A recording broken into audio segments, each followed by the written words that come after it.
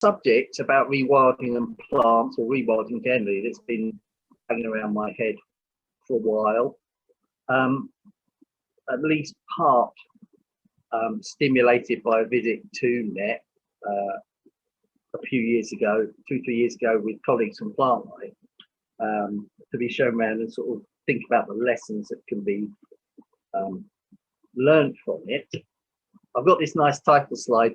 This actually isn't Net because I didn't have any photos, but I thought I'd put a photo in that I found of what a lot of people think a wild landscape might look like. A rewilded landscape. In fact, it's not a rewilded landscape in the true sense. It's actually a bit of the New Forest. So effectively, it's a low intensity pastoral landscape, I guess, in a lot of ways, which is pretty much what NEP is like. And I think as a project, and it's been talked up a lot, NEP, it's got a lot going for it. But the two species that really get the most coverage in it are purple emperor and turtle dove, and of course these are highly mobile species. And while there's sort of achievements that the project's made in this respect, they should not by any means be underestimated. The site that we saw when we went with Plant Life colleagues was not particularly plant rich, and that makes you think about how plants might find and colonize new rewilded sites like NEP, and to create the kind of plant assemblies that might reasonably be thought of as wild. In thinking about rewilding, I thought I'd look up sort of definitions. I am the kind of pedant who gets a bit agitated when people use terms like wild and rewilding without the feeling that there's a shared understanding of what that actually means. So I looked on the web, I found these two big web presences, Rewilding Britain and Rewilding Europe, and took this contents, this slide from how they describe rewilding. I won't read it out to you, you can see it in front of you. But I would pick up a few things. I think there's quite a deal of fuzziness about this definition, and some bits which are a bit self-contradictory. And I'd particularly pick up on the idea that nature knows best. I don't think that nature knows anything. Nature has a terrible record of mass extinctions. It's there 5 to our 1, although at the rate that we're going at, for the amount of time we've been here, we're going pretty well on mass extinctions, but nature doesn't actually care about biodiversity. It's something, the idea that nature knows best is largely an expression of faith rather than science, and that's fine, but as long as it's recognized that it doesn't scientifically, it doesn't hold up. The second issue I have is about the statement that rewilding is free from set outcomes and fixed endpoints. Well, it might not have a fixed endpoint in that you don't have a picture of what it will look like when it stops, as it were. But very clearly, from what you read about rewilding, there is a direction of travel that's expected, which is from less biodiversity to more biodiversity. So in that respect, it does have a desired, if not actually a set outcome. And I think they're missing, that there's a contradiction there. And the third issue is that I think it's not necessarily axiomatic that rewilding per se leads to more biodiversity in any given area compared with maybe subjecting it to more traditional conservation.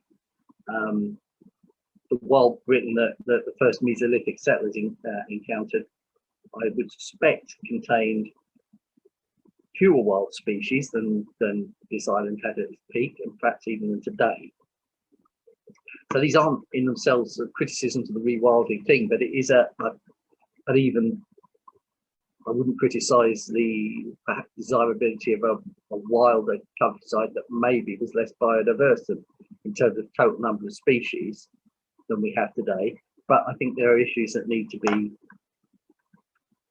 pulled up and actually thought about when dealing with ideas around rewilding and delivering rewilding projects. I'm certainly not opposed to the concept. I think it's very important. I don't though buy into this and you probably expect me to say this, someone's worked in conservation for an awful long time, but I don't buy into the argument that rewilding is essential because traditional conservation has failed.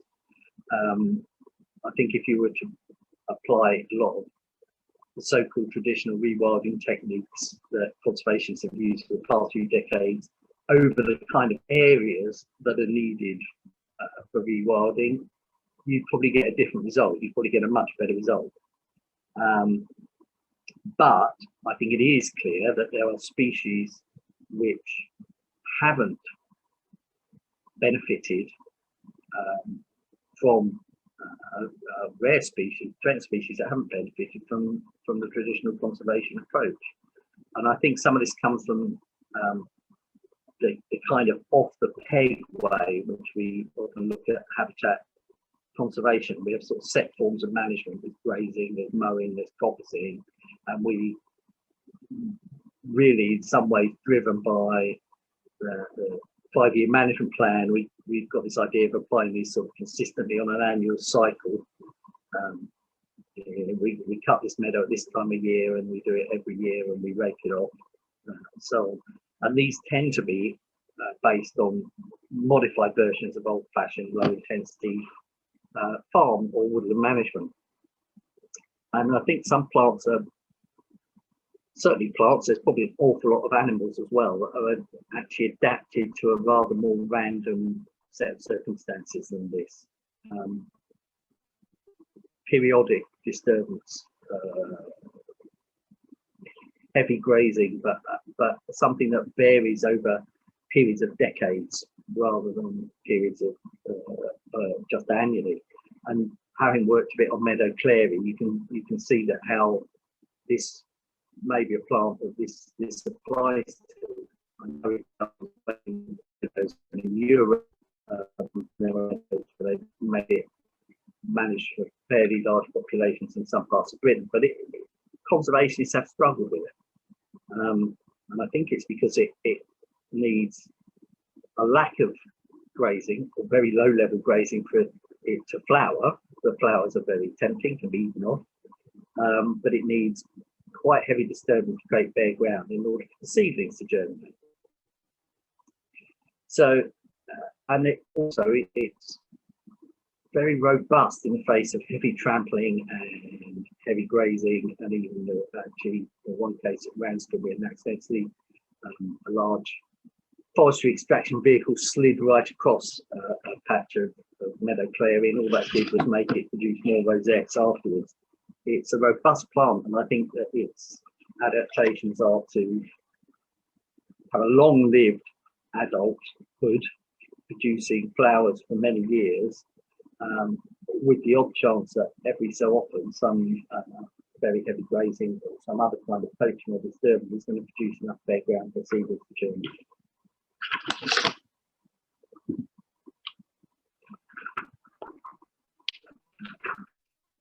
There are plants which seem to respond best to very occasional but heavy ground disturbance. So basil thyme, ground pine, they want grassland or open scrub to suddenly be heavily turned over. I mean, people would know how good ground is and you dig post holes, gate posts and things into downland because it's deeply very seed to the surface.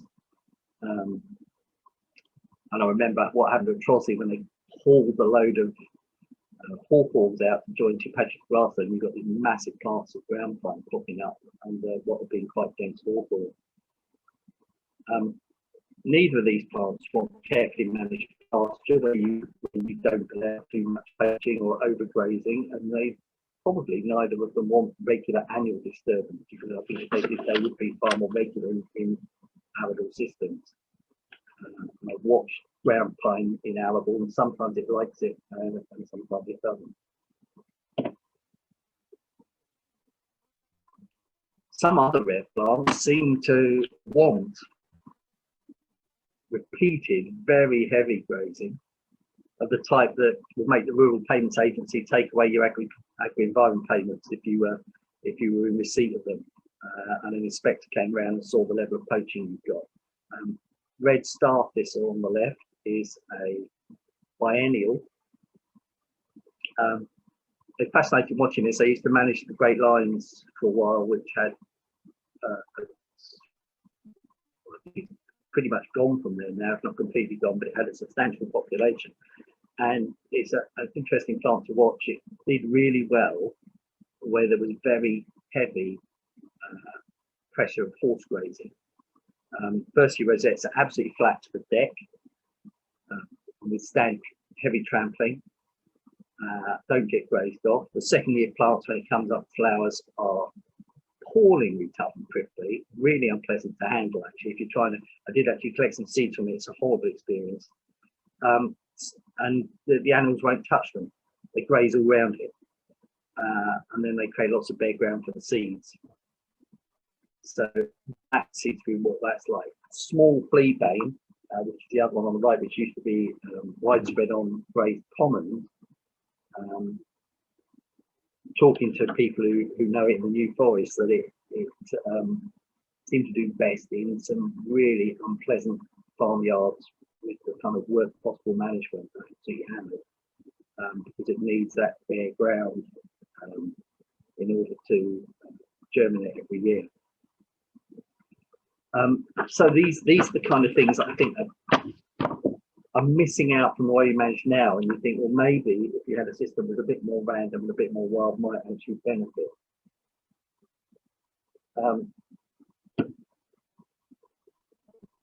Looking around a bit more about definitions of rewilding, I found this paper, which I thought was extremely useful.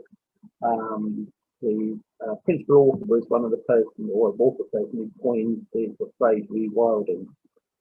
Initially, was initially used to describe management of large areas for large carnivore conservation in North America.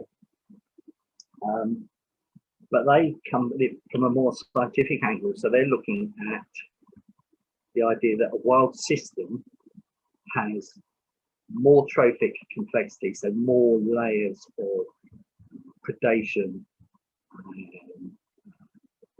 nutrient cycling, actually more elements in the movement of nutrients from the soil through plants, through animals, and back into the soil.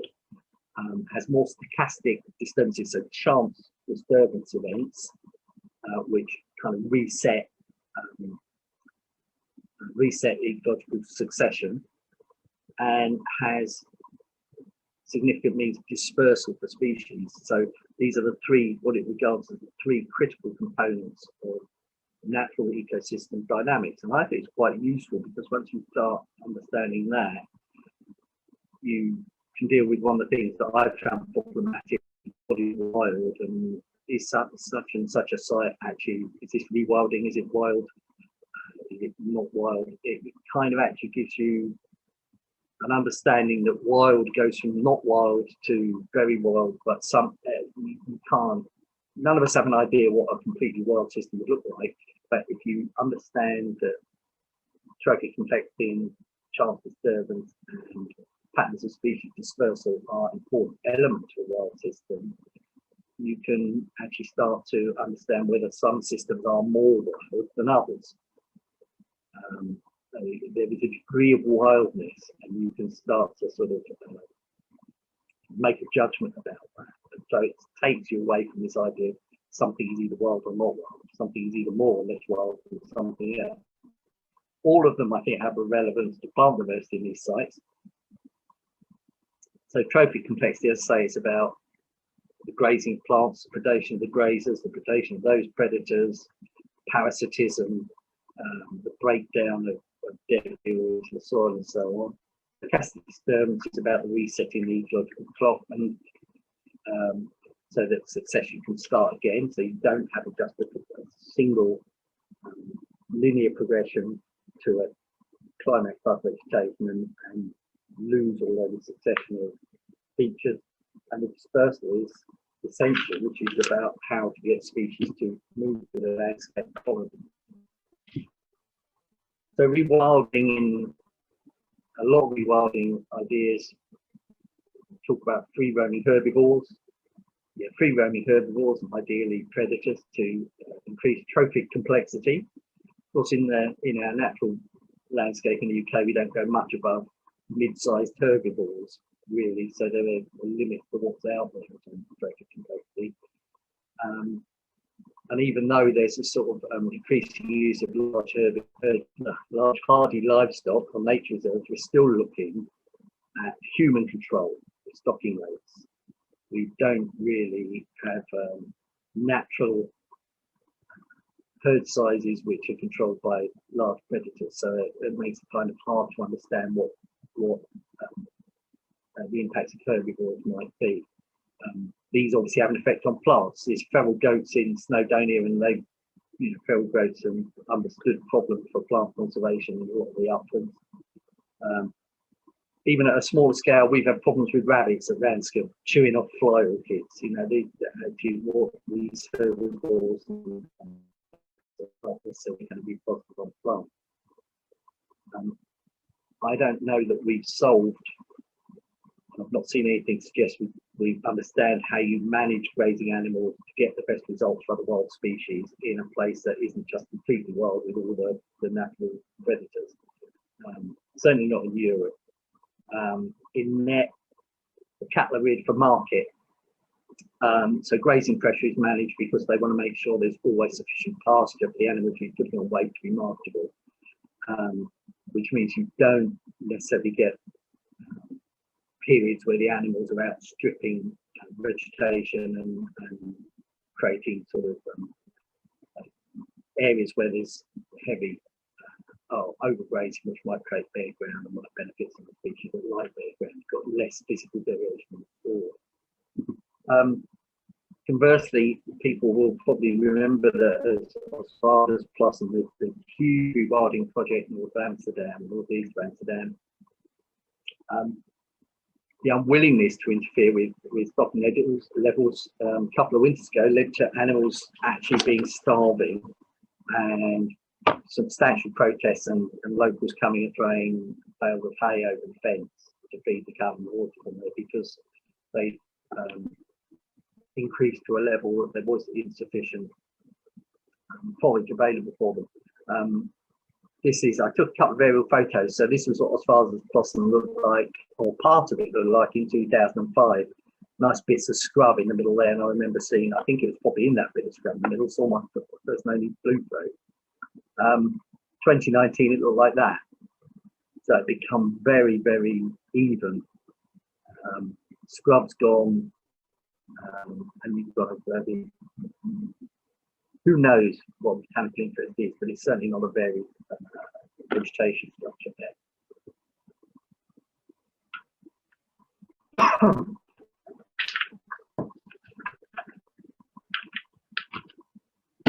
So moving on to things like the stochastic, the random disturbance, chance disturbance, resetting ecological clock. I think fly orchid, my experience of fly orchid suggests this is plant that illustrates this. We think of fly orchid as a plant of woodland and scrub, sometimes in grassland, sometimes in forest. To me, it looks like a species of the early-ish part of succession from open ground to woodland. And at Ranscombe Farm, the biggest population, which I think at its peak was around 90 plants, was in a bit of secondary woodland. Originally secondary, actually post sort of 1860 originally, but then it all fell down in the storm in 87. And it's in that regenerated woodland that we've got this large population of fly orchid for. And when you try and manage for it, it's quite difficult. You want a bit of light, so the availability of light increases availability of flowering. You also need light patches in and around it for the pollinating wasp, which is a ground nesting species, to actually be able to nest and reproduce. it won't. That needs sun. It's not going to survive in heavily shaded areas. When we did try to open it up to get a bit more light, rabbits spotted these stalks sticking up straight away and went in and chomped them off, and actually then got a habit of eating fly orchids, which we simply got by the use of rabbit fencing. But the plants became very apparent and they were subject to a lot of predation. My suspicion is that rather than tweaking with shade and light availability and rabbit fencing, the ideal thing for this plant would be just to periodically completely flatten section of the secondary woodland and let it start again over maybe 20-30 year cycle. Now, whether on a nature reserve that would be popular with the visitors is open to question, but it also involves, for the site manager, it involves having to let go and take a chance that a new area will colonise. Given that you might be looking at decades on experience with this, it's pretty long as well for the kind of experimental management that people go in for. So a difficult thing to get into to actually trial. That takes us to the final element, which was dispersal. It was amazing being at Plant Life. You would sit in the pub after staff meetings, and we all got together a few times a year, and the amazing amount of time you talked about plant dispersal and what the vectors were for plants colonising areas. And it is a mystery in the case of a lot of plants. I did a bit of reading around lady orchid earlier this year. Orchids have this reputation with these tiny dust-like seeds that will blow readily hither and yon on the wind, and some species do appear to be good colonisers. But research papers that are out there on lady orchid show that most of the seed actually falls within a few metres of the parent plant. They're all small and dust-like. It's very little that goes beyond a few metres. And actually successful recruitment of new seedlings is even more closely clustered around the existing plants, not necessarily the parent, but around existing plants, probably because in those areas close to existing plants, you get greater abundance of mycorrhizal fungi in the soil that the seedling needs to germinate. So they become clustered, and long distance movement, although it can happen in what plants, is very rare, and it does rely on having a large source population to start with for seed to spread from. That having been said, plants seem to find vectors for movement, and there were probably more that are able to move fairly readily than we necessarily think, more vectors than we recognise. This is a photo of Brockles Field at Ranscombe, which was 23 hectares of former arable. It went in the first round of set aside in the late 80s. And as far as we're aware, was never sown with anything. It used to be occasionally topped before we took it on, and subsequently with Plant Life had it. We did a lot of scrub cutting, clearance, and started grazing with livestock. But plants like oxide daisy, marjoram, red clover, yellowwort, all arrived completely naturally. And despite some of these having quite substantially large seeds, and spread very extensively, and the species are still arriving. We had an eyebite, I think it's probably an Emarosa, Euphrasia Emarosa, appeared in a few bare patches. We deliberately created some bare patches of ground in it at one point, about 2010. After about 3 years, eyebright sprung up in them. Don't know where from. There's no other eyebright population on the site. I'm not even sure where near the nearest one is. They popped up in the bare ground. Some seed arrived. They spread very readily in the bare ground, and quickly now spread into the surrounding sward and become quite extensive. Cowslip on the right, that's the only shot I got of it, so I found it late. We've seen in 2015, first cowslip. Again, no idea. There's none other on the site. Don't know where it came from. And again, relatively big seeds.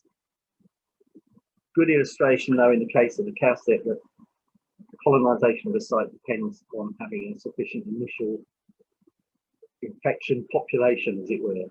You have to have enough plants to make a successfully introduce yourself, and that one house that didn't manage it and it's not been seen since. But things get around without help. Some of the other plants that Ranscombe gave us bigger clues about dispersal were broadly covered.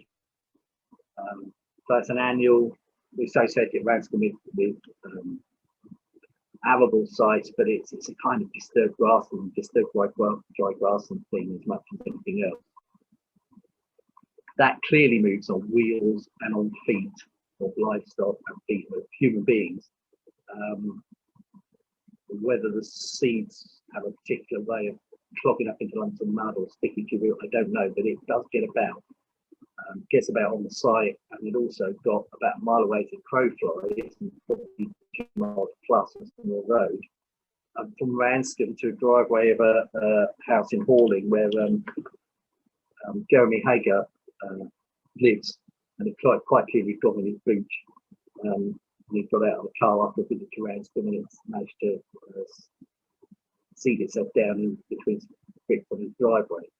So some plants have got these ways of doing it if you've got a system for them to hitchhike. Last time we had on orchids in Field, probably nearly half a mile of crow flies from the nearest population on the site. We got some reasonable numbers of plants on elsewhere on this grassland, but it's popped up. Hadn't spotted it in previous years, and there were about 40 plants last summer. And I think there's probably a case we made that these came with cattle movements, because track back through time and see when we moved one autumn cattle grazing a piece of grassland with a large population, now we moved them straight into the part of Brockles Field where the new plants arrived or were found. The timing seems like, can't prove it. Could have been any other method, but it just seemed like I suspect that these movements on boots and feet, livestock are an important way for plants to move around. There's been some research done on this in Europe, and which I was alerted to by a colleague. They have the advantage, one of the features of Europe, of course, there's an awful lot of hunting. Deer and boar and lots of other things, and so there were some ecologists who collected up or went around, followed the hunters and got corpses and combed out the fur and cleaned the feet and saw what seemed to in those being showed about. So this paper that's referenced here is 55 species on the feet and fur of 25 roe deer and 9 wild boar. Their conclusion was that actually these animals had an important role in dispersal of rural and grassland species, which they mainly were through the agricultural landscape in Europe. So moving of livestock is obviously important to dispersal between sites.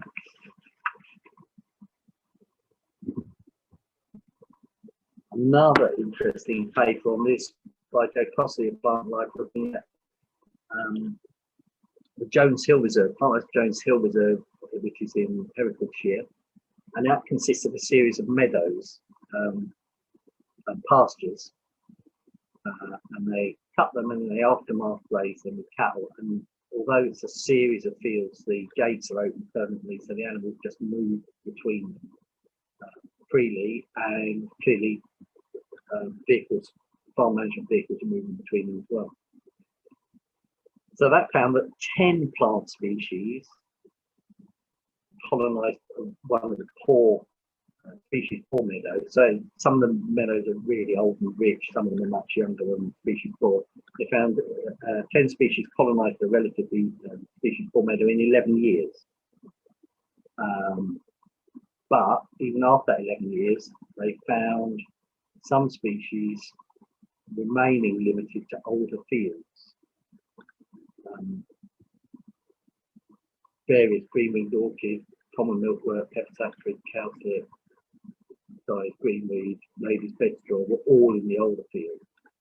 In fact, they found that the pepper saxifrage and milkworm, betony, were mainly confined to fields on the farm that's been grassland for at least 88 years. And then colonies of green-winged orchid and Dyer's greenweed, were confined to the fields that were probably grassland for at least 170 years, but they hadn't colonized any of the younger grass. So even though that we know that animals provide an important vector from the other research, there's clearly plants vary in their ability to use these vectors to spread around and move through the landscape. And I think this has real implications if we're looking at wild restoration of plant-rich landscapes. Is, do we want to wait decades or hundreds of years for these new plant-rich habitats to establish themselves?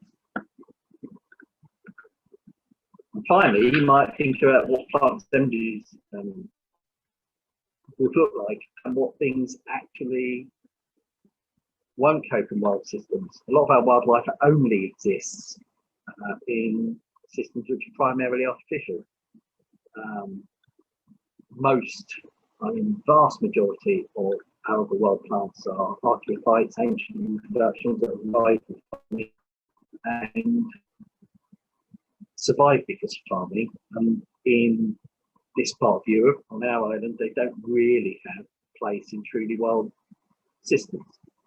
So a shift to wild systems would lead to their at least demise to very small populations and possibly extinction in the wild. And these are things that we value as being important for conservation. And plant assemblages would change as well. I was quite reading Peterkin's book on meadows. He makes the point that the assemblages of plants that we see in some of these, that we might think of as looking natural flower-rich meadows like these in the dales, are probably, although the plants will come from originally from wild habitats in that area, the assemblages themselves are probably artificial and dependent on the grazing, so on the history of management here. So even if all those species were present in the wild landscape, it wouldn't necessarily look the same. We would need to adjust our perception of what our rich countryside might look like. I think we might say the same for bluebell woodlands, for instance, in the wild situation.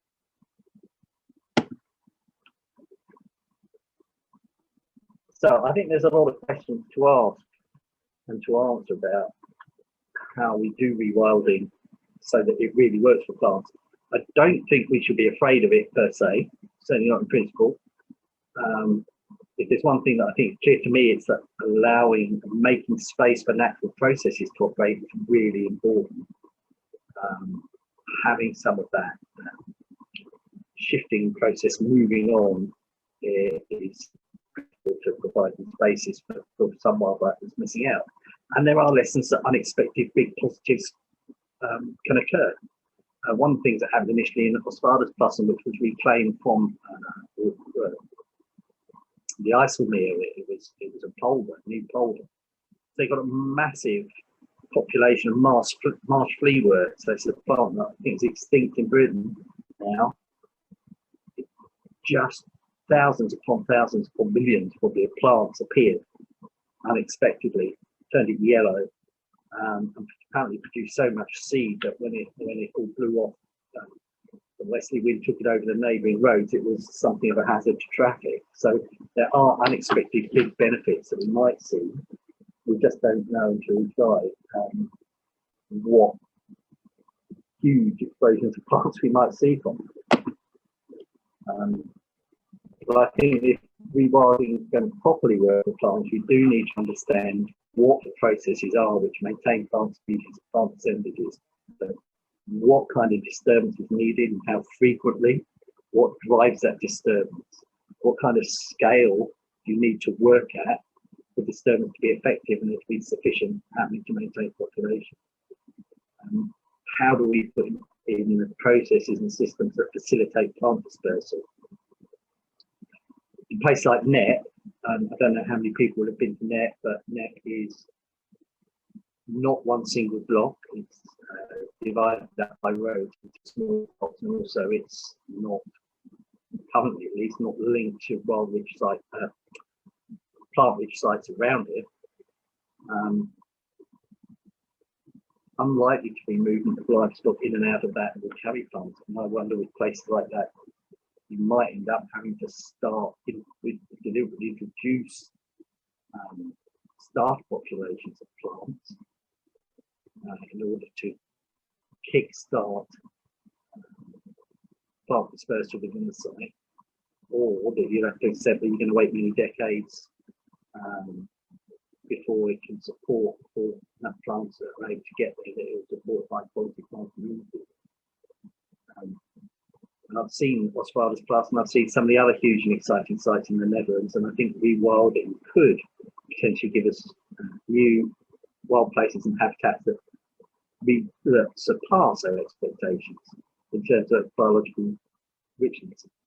But it could also potentially sacrifice species conservation to kind of faith in the supremacy of natural processes.